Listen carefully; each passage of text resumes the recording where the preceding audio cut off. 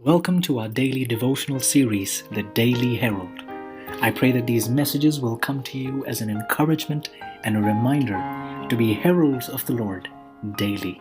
God bless you. Fixed to a cross. May 25. An amazing fact.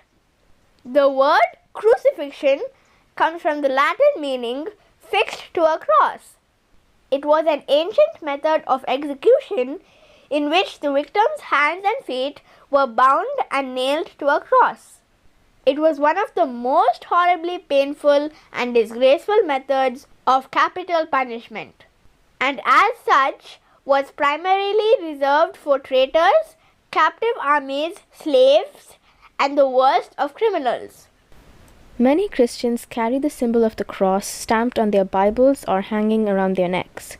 But few have explored the depths of the horror of this form of execution. Crucifixion most likely began with the Persians, but later spread to the Assyrians, Scythians, Carthaginians, Germans, Celts, and Britons. Under Alexander the Great, Roman crucifixions became commonplace. The Romans usually had the victim beaten and tortured, and then they forced the captives to carry their own crosses to the crucifixion site. After binding the hands and feet, and nailing the criminal with crude iron nails to the wooden cross, a small platform was placed under the feet to allow the victim to lift himself up for agonizing breath, thus prolonging suffering and delaying death. Unsupported, the victim would hang entirely from the nail-pierced wrists, severely restricting breathing and circulation. At times, mercy would be shown by breaking the victim's legs, causing death to come quickly. As a deterrent to crime, crucifixions were usually conducted in highly public places with the criminal charges posted on the cross above the victim's head.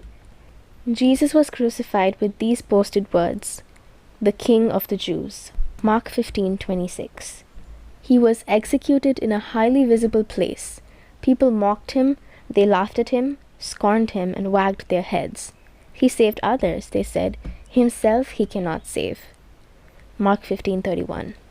How true! Jesus chose to stay on that wooden cross in order to save others. Will you receive him as your Savior? Key Bible text. I have been crucified with Christ. It is no longer I who live, but Christ lives in me.